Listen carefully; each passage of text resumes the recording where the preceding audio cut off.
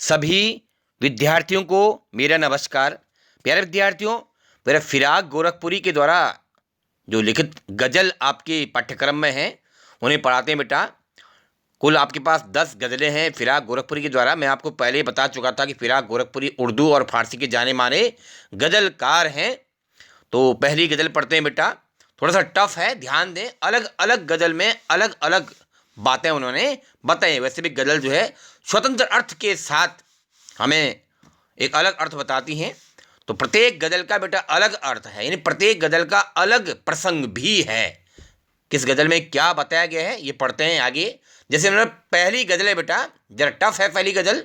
लिखा है, नौरस गुंचे पंखड़ियों की नाजुक गिरहें खोले हैं, या उड़ जाने को रंगो बू गुलशन में पर तोले हैं। अब अगर आप प्रसंग की बात करें, इस पहली गज़ल में कवि फिराक गोरखपुरी जी ने बसंत ऋतु के आगमन का वर्णन किया है कि बसंत ऋतु का आगमन किस प्रकार होता है। तो पहले अर्थ जान जाते हैं। जैसे मैंने आपको जो वर्ड मीनिंग भेजे थे उन्हें आप ढंग से याद कर लें। पहले आपने कॉपी में लिखे होंगे तो ही तब आप इस वीडियो को सुने। मानी शब्दों के अर्थ जब तक आपको याद नहीं होंगे तब तक आप आसानी से अर्थ नहीं पहचान पाओगे और पूछे गए प्रश्नों के उत्तर नहीं लिख पाओगे। मैं ये टर्म 2 एग्जाम की बात कर रहा हूँ, तो ध्यान दें बेटा। जैसे लिखा है, नौरस, नौ रसों से युक्त, अर्थात बसंत ऋतु, जो बसंत ऋतु होती है उसमें एक तरह से ये दर्शाया गया है कि बसंत ऋतु में क्या होता है, सभी पेड़ पौधों में फूल खिल जाते हैं, वातावरण में खुशहाली आ जाती है। तो क्या होता है, नौ रसों से युक्त, उसको क्या बोला गया है, बसंत ऋतु।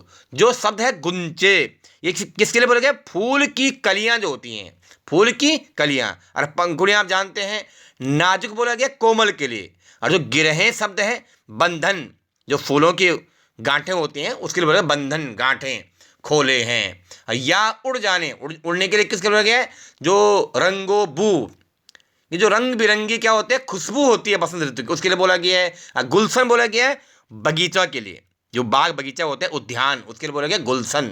अब पर तोले, पंख रूपी के लिए बोला गया पर तोले।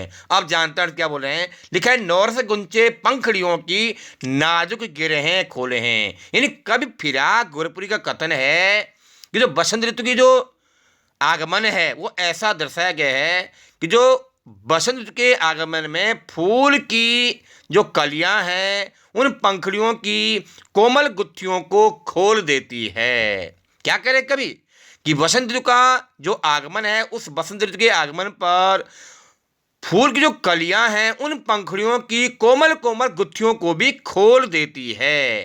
और आगे लिखा है, या उड़ जाने को रंगो बू गुलशन में पर तोले हैं। जो फूल की कलियां हैं अपने उन कलियों को खोलकर खिल जाती हैं, या ऐसा लगता है जैसे बाग में खिले हुए फूलों के जो रंगों की खुशबू है, जो सुगंध है, वह उड़ जाने के लिए अपने पंखों को खोल देती है। यानी कि संपूर्ण बगीचे में, संपूर्ण उद्यान में फूलों की सुंदरता और महक फैल जाती है। ऐसा बसंत ऋतु का आगमन कवि ने दर्शाया है। नंबर दूसरी गजल पढ़ते हैं बेटा। लिखा है, तारे आंखें झपकावे हैं, जर्रा जर्रा सोए हैं, और तुम भी सुनो ओ यारो, सब में सन्नाटे कुछ बोल हैं। जैसे लिखा है, जर्रा जर्रा, फिर अलंकार है, कौन सा, पुनरुक्ति प्रकाश अलंकार। कई बार आपको बताया जाता है पुनरुक्ति प्रकाश अलंकार काव्य में, जहाँ पर एक शब्द की 2 बार आवृत्ति होती है और इसका एक ही अर्थ होता है, और ऐसा होने पर उस शब्द के अर्थ की प्रधानता बताई जाती है, वहाँ पर पुनरुक्ति प्रकाश अलंकार होता है। कुछ और अलंकार भी हैं यहाँ पे, जैसे स्वर मैत्री अलंकार हैं, पद मैत्री अलंकार भी है। मैंने आपको पहले समझाया भी है। स्वर मैत्री अलंकार क्या होता है, स्वरों का मिलन। स्वरों का मिलन कैसे, जैसे हम ऊपर देख रहे हैं, आप ध्यान से देखें मेरे एक बार, कि लिखे हम कि तारे आंखें झपकावे हैं, जर्रा जर्रा सोए। हम बोल रहे हैं सोए, एक का अगर आप सोए शब्द को पढ़ें, उसका प्रोनाउंसिएशन करें, उच्चारण करें, तो उसका अगर एंडिंग देखें आप, सोए, यानी ए का आ रहा है। हम बोलते रहे ये, पर हमारा एंडिंग क्या हो रहा है, ए हो रहा है। फिर हम बोल रहे हैं बोले, क्या हो रहा है, ए। अगर आप उच्चारण, जैसे ऊपर की पहली गजल में आप देखें कि नौर से गुंचे पंखड़ियों की नाजुक गिरे खोले, जब हम खोले शब्द कह रहे हैं, खोले एंडिंग देखिए आप ए हो रहा है। फिर हम बोले तोले, ये क्या हो रहा है ए।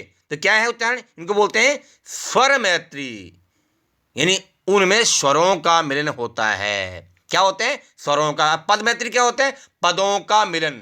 पद क्या होते हैं बेटा, शब्द को हमारे हिंदी साहित्य की भाषा में पद भी कहते हैं। जब आपने क्लास 10th में पद परिचय पढ़ा होगा, ध्यान दें आप लोग, पद परिचय पढ़ा होगा ना, तो शब्दों को पद भी कहा जाता है। एक पद तो वो होता है जैसे मीराबाई के पद, वो टोटली पद है, एक वो अलग। एक शब्दों को पद भी कहा जाता है, जैसे लिखा है जर्रा जर्रा, ये दो शब्द एक जैसे हैं।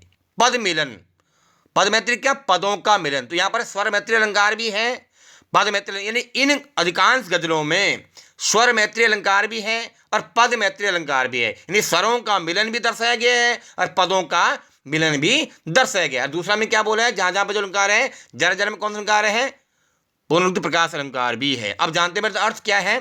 जैसे मैंने कहा था प्रत्येक गजल में अलग प्रसंग है। इस गजल में कवि फिराक गोरखपुरी ने रात्रि के मौसम का वर्णन किया है। रात में कैसा महसूस हो रहा है, क्या कह रहे हो, तारे आंखें झपका हुए हैं, जर्रा जर्रा सोए हैं। जर्रा जर से मतलब कण से मतलब है, जर्रा जर का अर्थ क्या है, कण से मतलब है कि रात के मौसम में कण कण सोए हुए हैं। इन संसार में, इस संसार में रात्रि के गहरे अंधकार में प्रकृति का कण कण सोया हुआ है। और क्या, तारे आंखें झपका हुए हैं और तारे टिमटिमा रहे हैं। आगे दूसरी पंक्ति में क्या कह रहे हो, तुम भी सुनो ओ यारो, हे मेरे मित्रों, हे मेरे यारो, तुम भी ध्यानपूर्वक सुनो। क्या सुनो, सब में सन्नाटे कुछ बोले हैं। रात्रि के इस गहरे अंधकार में, सब बोलते हैं रात के लिए, और सन्नाटे बोलते सुनसान के लिए। सबका अर्थ क्या है बेटा, रात्रि। वो कह रहे हैं हे मित्रों, हे मेरे यारो, तुम भी ध्यानपूर्वक सुनो। क्या सुनो, रात्रि में चारों ओर छाया हुआ सन्नाटा भी कुछ बोलता हुआ महसूस हो रहा है, ऐसा कवि कह रहे हैं। नंबर तीसरी गजल पढ़ते हैं बेटा। हम हों या किस्मत हो हमारी, दोनों को एक ही काम मिला। एक बोलते हैं एक के लिए, और किस्मत हमको रो ले हुए हैं, हम किस्मत को रो ले हैं। बड़ी आसान गजल है। यानी इस गजल में कवि ने मनुष्य को और उसकी किस्मत के बारे में बताया है। क्या कह रहे हैं, हम हों, कवि का कथन है, कवि कहते हैं कि इस संसार में जहाँ इंसान है उसकी किस्मत है, दोनों को एक ही कार्य मिला है। क्या कह रहे हैं, हम हों या किस्मत हो।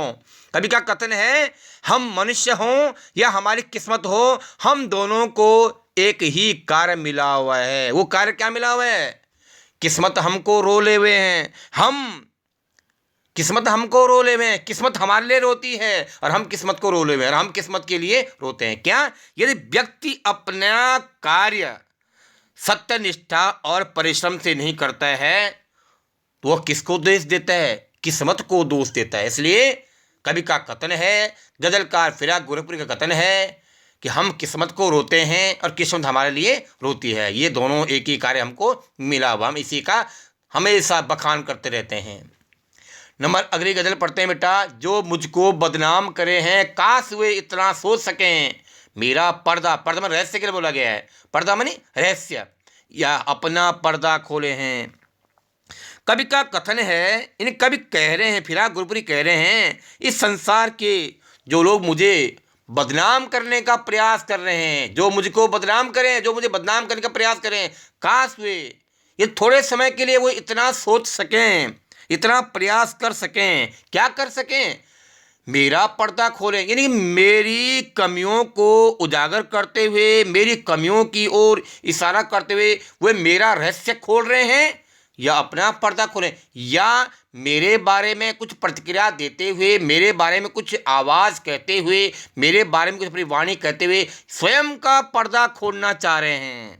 ऐसा कवि का, यानी कवि के कहने का मतलब यह है कि जो स्वयं से पहले ही बदनाम रहते हैं और ऐसा करके वो दूसरों को बदनाम नहीं करते, बल्कि अपने रहस्यों को ही उजागर करते हैं। ऐसा कवि के कहने का तात्पर्य है।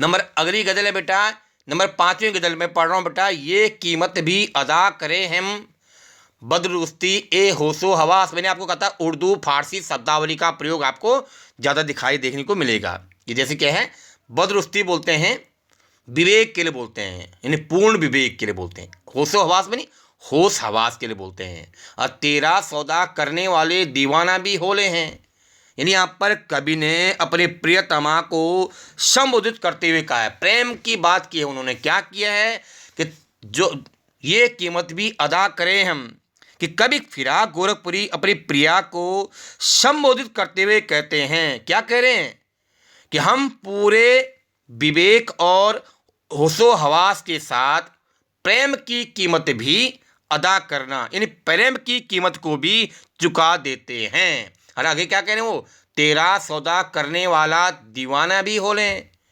फिर कवि गोरखपुरी क्या करें कि तुम्हें खरीद करके अपने पास रखने वाला हम प्रेम रूपी दीवाना भी बनने को तैयार हैं। इन तुम्हारा सौदा करने वाले हम अपने जीवन में प्रेम रूपी दीवाना भी तुम्हें खरीदते हुए, तुम्हें ग्रहण करते हुए हम इस संसार में प्रेम रूपी दीवाना भी बनने को तैयार हैं। ऐसा कवि गजलकार फिराक गोरखपुरी कह रहे हैं। इससे आगे बेटा हम जो आगे गजल हैं उसे नेक्स्ट वीडियो में पढ़ाएंगे। धन्यवाद।